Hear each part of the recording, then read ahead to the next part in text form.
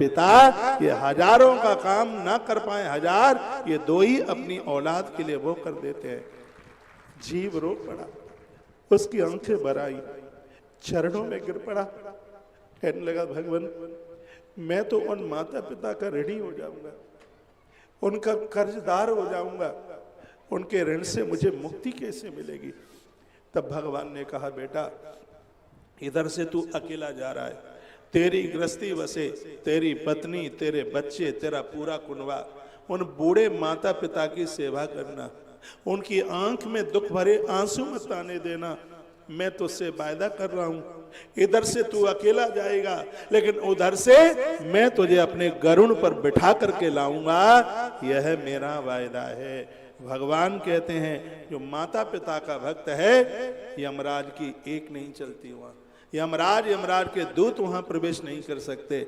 ऐसे भक्त को मैं लेने के लिए धरती पर आता हूं।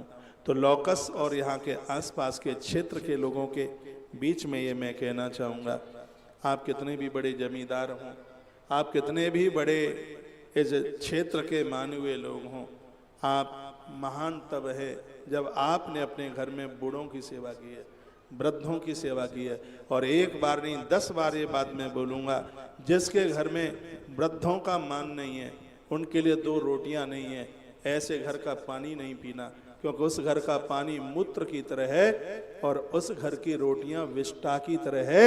ऐसा प्रमाण हमारा पद्म पुराण देता है। इसलिए मैं कहूँगा एक बार को मंदिर भले ही मत बनवाना, यदि नहीं है व्यवस्था मत बनवाना, लेकिन माता पिता को दुखित मत देखना। अखंड ज्योत मंदिर में जलाना, मंदिर बनवा देना, भंडारा वहाँ पर बांटना, लेकिन जब तक घर में बूढ़े दुखी है तब तक मंदिर बनाने का कुछ भी प्राप्त नहीं होगा। यह संदेश भागवत दे रही है। नैमिष की धरती पर ऐसी ही बात, अद्भुत बात कही किसने? श्री सूत जी महाराज का। ये कथा लोगों को राक्षस बनने से बचा लेती है। तो राक्षस का मतलब ये नहीं है कि जिसके सिर के ऊपर सींग उंगने वाले हैं। राक्षस वो हैं, निशाचर वो हैं जो दूसरों की स्त्रियों के साथ कुकर्म करते हैं।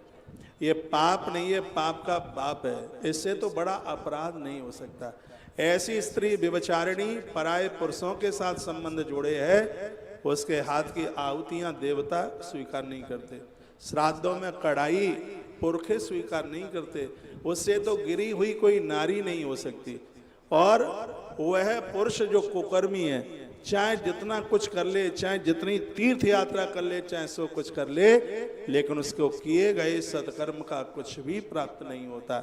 इसलिए ये कथा स्त्री पुरुष को सुधारने का, संभालने का काम करती है, उनके लिए कवच का काम करती है। ये कथा देखो, बंद करना थोड़ा। ये कथा कहानी किस्सा नहीं है, ये कथा हमारी जिंदगी है, हमारा जीवन है। सूद शौनक ऋषियों को समझा रहे हैं कि ये कथा मनुष्य बनाती है।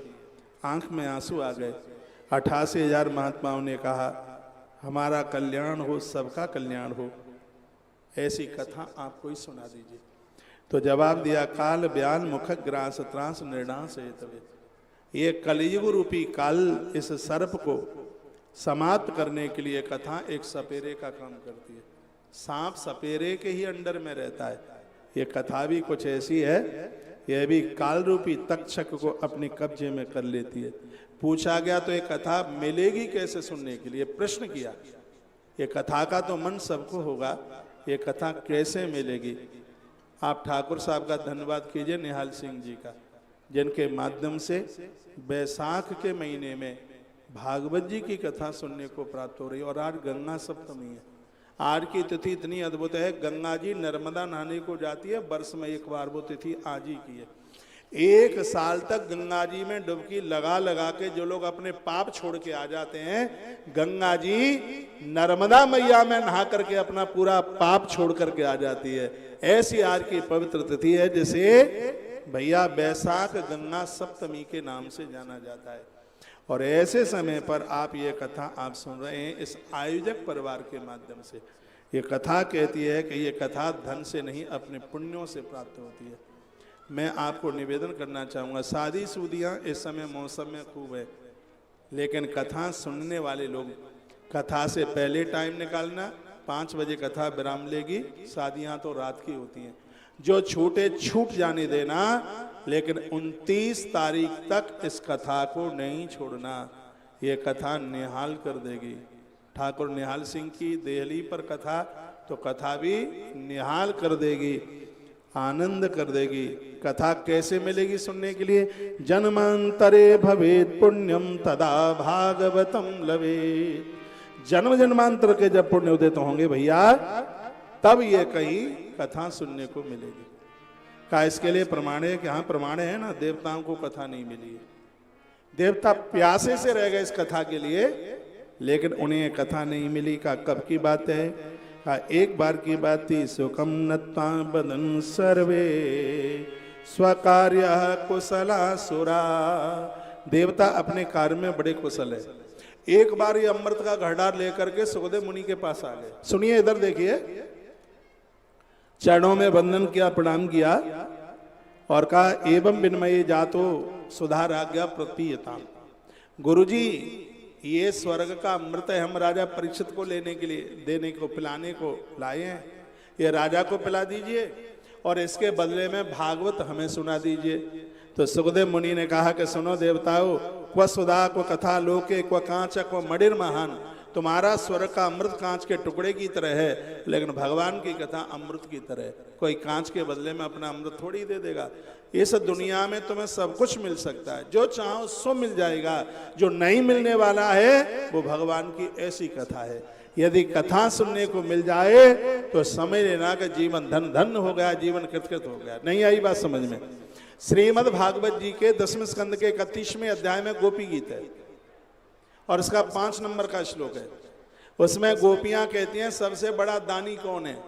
ये सुन लीजिएगा, यहाँ बहुत लोग हैं, मंदिर बनवाया होगा, भूमि दान किया होगा, कन्यादान और गौदान, बहुत कुछ दान किए होंगे, लेकिन गोपियां बताती हैं कि धरती का सबसे बड़ा दानी कौन है।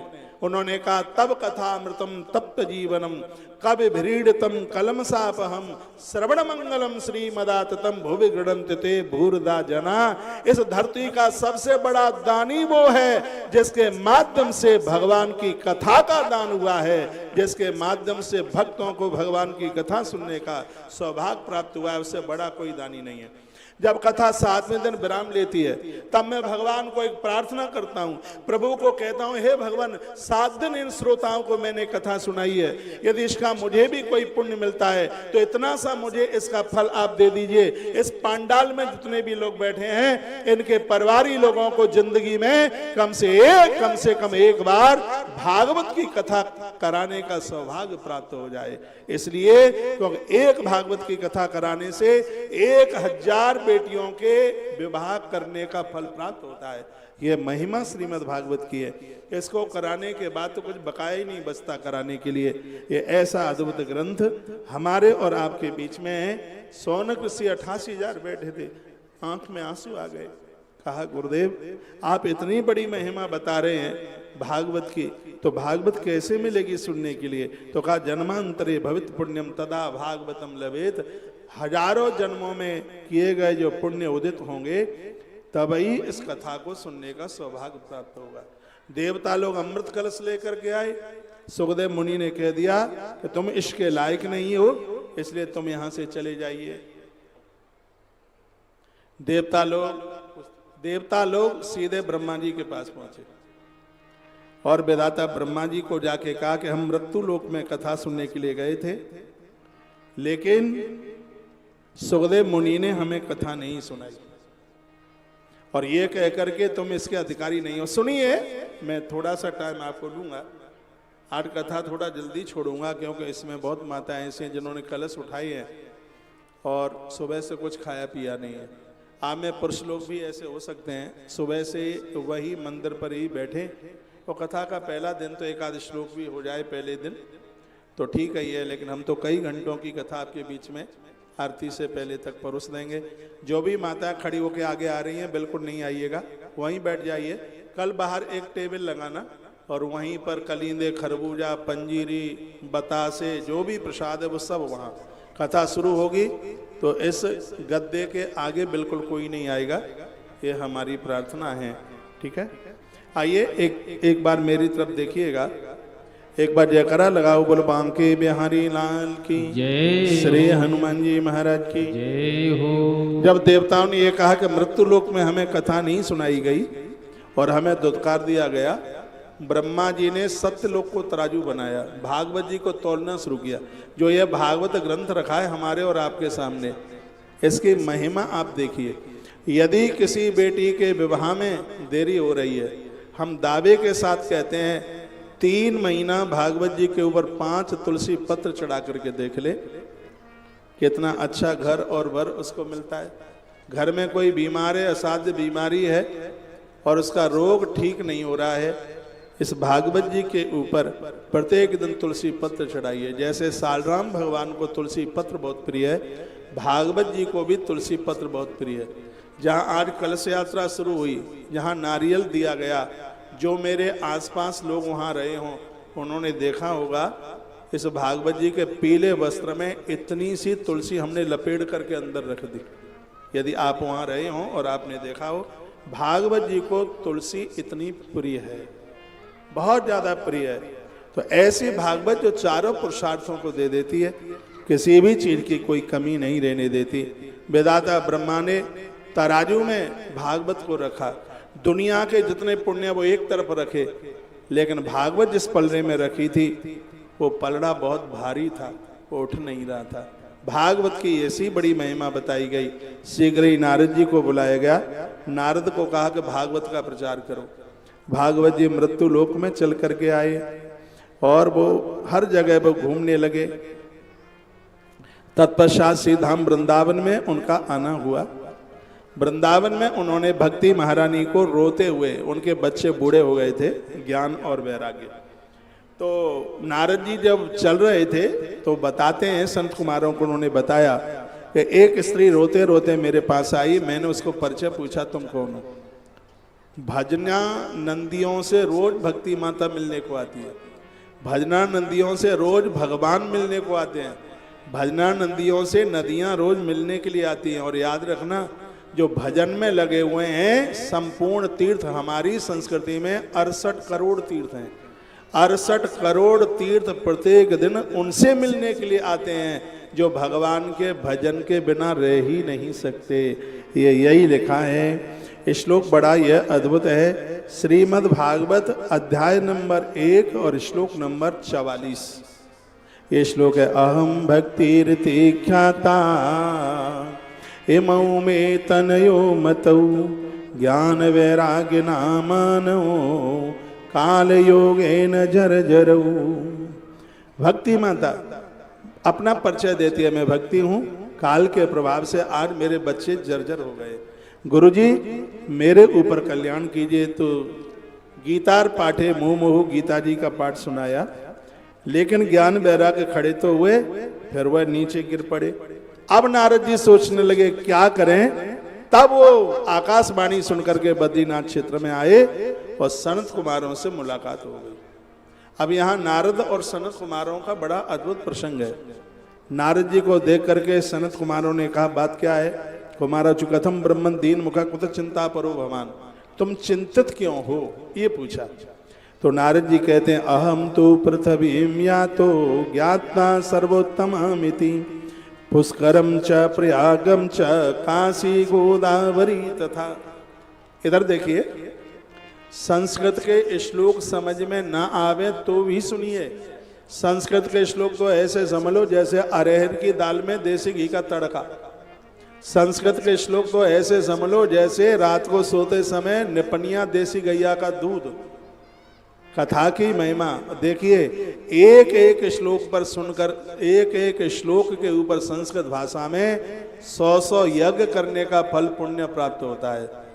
तो ये संस्कृत के श्लोकों के साथ कथा को सुना जाए तो उस कथा की महिमा अपने आप में बड़ी अद्वितीय है। हमारे यहाँ आचार्य श्याम शास्त्री जी 18,000 श्लोकों का संस्कृत में पाठ 29 तारीख तक ये पूरा करेंगे। ये व्यासपीठ की कथा से कथा कभी पूरी नहीं होगी। जजमान को कथा का पुण्य प्राप्त होता है जो संस्कृत में जिन श्लोकों का पाठ किया जाता है। जो मैं यहाँ से बीच बीच में आपको जो संस्कृत के श्लोक सुना रहा हूँ ये हमारे ताप और प्रताप और संताप को दूर करेंगे। तो समझ में ना आवे वैसे तो मैं जो श्लोक बोलूंगा उसका अर्थ यहाँ से निवेदन करूंगा, बिना अर्थ किए आगे बढ़ूंगा ही नहीं। आप कोशिश कीजिए समझने की। नारद जी ने कहा हम तो पृथ्वी या तो ज्ञाता सर्वोत्तमामिति, मैं पूरी पृथ्वी पर मैं जाकर के घूमा, मुझे सत्यम नास्ति तपः शौचम दया दानम न विद्यते, मुझे कहीं सत्य नहीं दिखाई दिया, मुझे कहीं तप दिखाई नहीं दिया। पाखंड निर्ता संतो वृक्ता सप्रग्रह, पाखंड ही पाखंड दिखाई दे रहा था। वृक्त भी संग्रह करने वाले लोग हो गए। हाँ, लोग कहते हैं कि वैसे नहीं लेंगे, चिमटी से उठा करके भले ही रख दो। मैंने उन त्यागियों को देखा जिनके पास खजाना बहुत था, मैंने उन ब्रह्मचारियों को देखा जिनके यहाँ लाइन लगी थी बच्चों की। ये देवसी नारद जी बोलते हैं ये सब पाखंड मैंने अपनी आंखों से देखा। और क्या देखा? मैंने कलकाल के दोषों को देखा। कलयुग का कितना बड़ा दोष, तरुणी प्रभुता गेहे श्याल को बुद्धिदायिका। इस कलयुग में बूढ़ी माताओं की बिल्कुल नहीं चलेगी। अभी तो देखते जाइए, माताओं इधर देखो मेरी तरफ, भागवत में लिखा है इस कलयुग में वृद्ध माताओं की बिल्कुल नहीं चलेगी। तरुणी प्रभुता, जो जवान स्त्रियां हैं घर में उनकी चलेगी, मर्द उनकी मुट्ठी में रहेंगे। नाचे नट मरकट की नाई, वो जैसे नचाएं इनको वैसे ही नाचना पड़ेगा। कन्या या विक्रयो, कलयुग में बेटियां बेची जाएंगी। सुनिए, कन्या बेची जाएंगी। आज बेटियां नौकरी करती हैं, आज बेटियां जॉब करती हैं, उनको तनख्वाह में पैसा वैसा मिलता है, माता पिता खूब अपना घर उससे चलाते हैं। बेटियों का कब खा सकते हैं जानते हैं आप? बेटियों का खाना नहीं तो बहुत अपराध है। सुन लीजिए, इधर सुनिएगा, बेटियों का धन नहीं खाया जाता, बेटियों की ससुराल में नहीं खाया जाता। आज तो आलती पालती मार करके बैठ करके खाते हैं। आप ग्रामीण लोग बैठे, हम गांव के जन्मे हुए, हमें पता है गांव की भी बेटी किसी गांव में होती और कोई जाता तो दूसरे कुएं का पानी पीता, उस गांव का पानी तक नहीं पीता। हमने वो ग्रंथ पढ़े हैं, माता जानकी के विवाह में दहेज में जो हाथी घोड़े दिए गए, उनके सामने चारा डाला गया, पानी रखा गया, लेकिन वो ना पानी पिए ना चारा खाए। महाराज दशरथ ने जनक राजा के यहाँ सूचना भेजी है तो सब मर जाएंगे, तो कुछ खाते पीते ही नहीं है। महाराज जनक की आंख में आंसू आ गए। मेरे यहाँ के पशु पक्षी भी कितने होशियार है, इनको पता है कि जानकी हमारी बेटी है और बेटी के यहाँ का तो पानी भी नहीं पिया जाता, इसलिए हाथी घोड़े कुछ खा पी नहीं रहे हैं। जब तक वो हाथी घोड़े अयोध्या में जिंदे रहे तब तक उनके लिए भोजन पानी की व्यवस्था मिथिला से महाराज जनक ने की। इन कथाओं से हमें सुन लेना चाहिए, समझ लेना चाहिए, कोई सीख लेना चाहिए। इस कंडीशन में बेटियों का यहाँ का खाया जा सकता है। एक तो बेटियां ही बेटी है, बेटा नहीं है तो बेटी के यहाँ का खाया जा सकता है। और दूसरा, बेटे ने अपने बेटे ने घर से अलग कर दिया है, ऐसी स्थिति में बेटी के यहाँ का खाया जा सकता है। और अथवा बेटी को उसके ससुराल वालों ने अलग कर दिया, उसकी माँ या उसके पिता उसका सहयोग करने के लिए उसके पास गए हैं, तो ऐसी कंडीशन में बेटी के यहाँ का खाया जा सकता है। ऐसा नहीं कि शमशाबाद का बाजार करने को जा रहे हैं, रिंकी का घर रास्ते में मिलेगा, सब बढ़िया कटे में दही से 4 पराठे वहीं आंगन में बैठ के खा लेंगे, तो ये पेट फाड़ के निकल जाएगा। ये बिल्कुल ठीक नहीं। और कलयुग में ऐसा ज्यादा होगा। यहाँ वर्णन किया गया है, कलयुग में सत्यम नास्ति तपः शौचम, यहाँ ना सत्य होगा ना तप होगा, तप का ढोंग होगा, सत्य का ढोंग होगा, हकीकत में नहीं होगा। तरुणी प्रभुता गे है, घर में जवान स्त्रियों की चलेगी, बूढ़ी माताओं को कोई पूछेगा नहीं। श्याल को बुद्धिदायिका, बुद्धि देने वाला अपना भाई नहीं, बुद्धि देने वाला घर वाली का भाई होगा। हमारे तो गांवों की कहावत थी कि दिवाले बिगाड़े आरो और घरे बिगाड़े सारो। श्याल को बुद्धिदायिका, ये बुद्धि के परामर्शदाता होंगे। कन्या विक्रयो लोभा दंपति नाम च कलकलम। और इससे बड़ा अपराध नहीं है कि पैसा लेकर के बेटी का विवाह किया जाए, कन्यादान किया जाए। ये पाप नहीं, ये पाप का बाप है। मर जाए कोई भूखा, लेकिन कभी भी पैसा लेकर के अपनी बेटी अपना कन्यादान न करे। आजकल मुंह खोला लोग हैं, बोल देते हैं कि मोटरसाइकिल दे जाना, फिट बोर्ड इनफील्ड कौन सी कहते हैं उसको, बड़ी वाली मोटरसाइकिल क्या बोलते हैं, हाँ? बुलेट मुंह से बोल देते हैं, लाज आनी चाहिए। ना तो बेटे के विवाह पर दहेज मांगे, बेटी वाला अपनी हैसियत से ज्यादा दे, और ना बेटी वाला ये कहे कि हमें ये चाहिए। जिसने अपनी बेटी दे दी है उसको क्या चाहिए। लेकिन ये कथा कहती है कल काल में ऐसे लोगों की बिल्कुल कमी नहीं होगी। न योगी नैव सेतो बाना ज्ञानी सत्क्रियो नरः। योग का तो बाना पहने होंगे, साधु का बाना पहने होंगे, लेकिन अंदर साधुता नाम की चीज नहीं होगी। इस कलयुग में नारद जी की आंख में आंसू आ गए। नारद जी रो रो के बता रहे हैं, मैंने कभी सोचा भी नहीं था, वह मैंने अपनी आंखों से देखा। जो माता पिता अपने बच्चों के लिए पूरी जिंदगी समर्पित कर देते हैं, मैंने उन माता पिता को पिटते देखा है। नारद जी कहते हैं, मैंने उन माता पिता की पीठ पर पड़ने वाली लाठियों को मैं गिन के आया हूँ। ये कलकाल का ये दोष मुझसे देखा नहीं गया, इसलिए मैं भारी दुखित हूँ। कलवा नले भाद्य साधनम भस्मताम गता। इस कलयुग ने कल्याण के सभी साधनों को भस्मीभूत कर दिया है। नारद जी कहते हैं कि एक बाप 5-7 बच्चों का लालन पालन करता, लेकिन कलयुग में सगरे मिलकर एक पिता का, एक माँ का पेट भरने में असमर्थ है। आज की स्थिति है भैया, बड़े बड़े शहरों में तो बहुत ज्यादा अमीर माता पिता जो कमा कुमू करके बच्चों को देते रहे, आज वृद्धाश्रम काट रहे हैं। इसलिए तो भागवत में लिखा है कि जो आपने कमाया है उसके 5 हिस्से करना। आगे 29 तारीख को मैं बताऊंगा। एक हिस्सा अपनी मुट्ठी में रखना, बाद में तो ये बच्चों के लिए, औलाद के लिए है। जब तक प्राण न निकल जाएं तब तक ये हिस्सा किसी को देना नहीं है, अपने पास रखना है। क्यों? कलयुग का जीव बड़ा मतलब ही है। यहाँ तो कुछ दिखेगा, मलाई दिखेगी तो ही पूछेंगे भोजन पानी के लिए, नहीं तो ठन ठन पाल मदन गोपाल। तो ऐसा ये कलयुग का वातावरण नारद जी बता रहे। न योगी नैव सिद्ध होवा न ज्ञानी सत्क्रियो नरा कलदावा नले नाद्या साधनम भस्मताम गता। कलयुग में कोई योगी नहीं, कोई सिद्ध नहीं, सब पूर्ण रूप से पाखंड चरम सीमा पर होगा। यह मैंने अपनी आंखों से देखा है। मैं बहुत ज़्यादा दुखी हूँ और बात मेरी समझ में आती नहीं है, इसलिए हे गुरुवर हम आपके पास में ही हैं। ये कलयुग का व्यक्ति अपने आप को कैसे अपना कल्याण कैसे कर सकता है। पंडितास्तु कलत्रेणा रमनते महिषाय। मैंने देखा कि कलयुग में तो ब्राह्मण लोग भी आपस में झगड़ा कर रहे होंगे।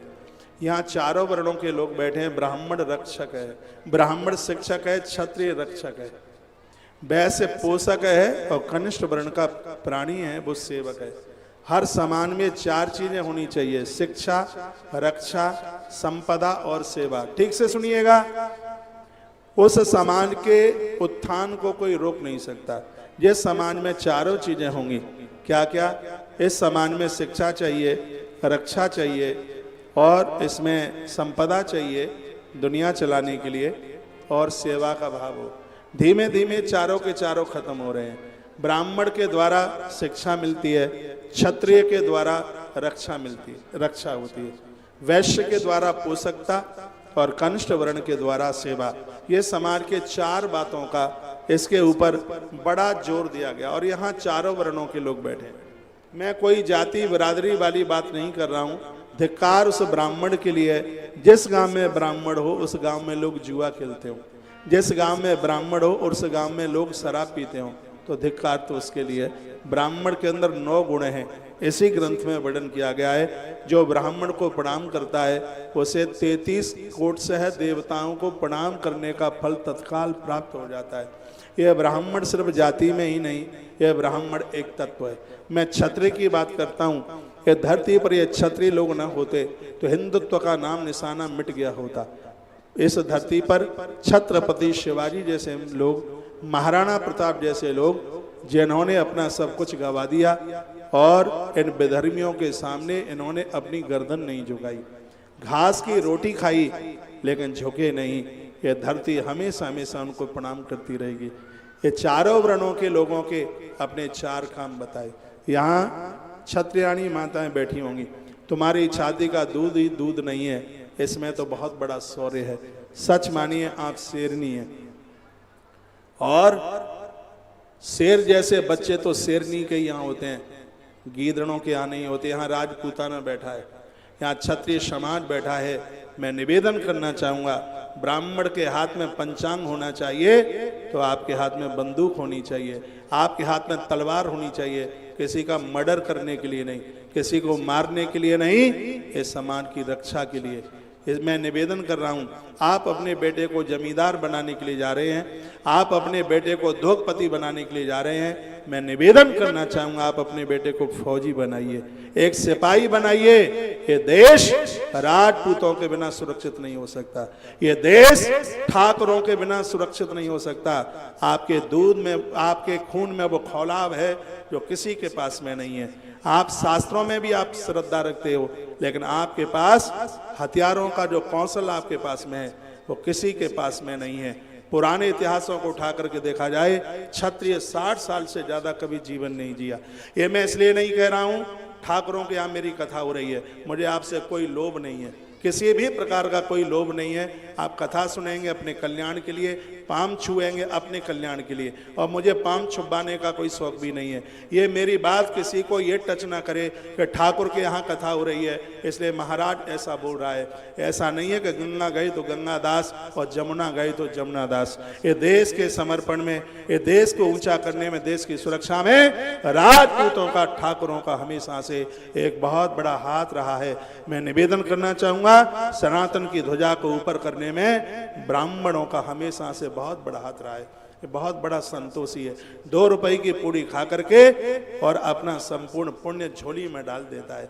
कितनी भी गलती कर दो, चरण छू लो, कहो पंडित जी महाराज हमसे गलती हो गई है, ये सब अपने अपराध भूल करके क्षमा कर देता है। ये धरती पर समझदार ब्राह्मण है, ये धरती पर क्षत्रिय शौर्य से भरा हुआ है, ये धरती पर वणिक अपने व्यापार के द्वारा देश को आगे, और चतुर्थ वर्ण का व्यक्ति शिल्पकार अपनी शिल्प कला के साथ लेके आगे बढ़ रहा है।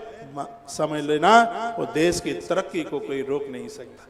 चारों वर्णों के लोग यहाँ पर बैठे हैं और मुझे ये कहने में बहुत अच्छा लग रहा है, ये बढ़िया लग रहा है। चारों वर्णों के अपने अपने धर्म हैं।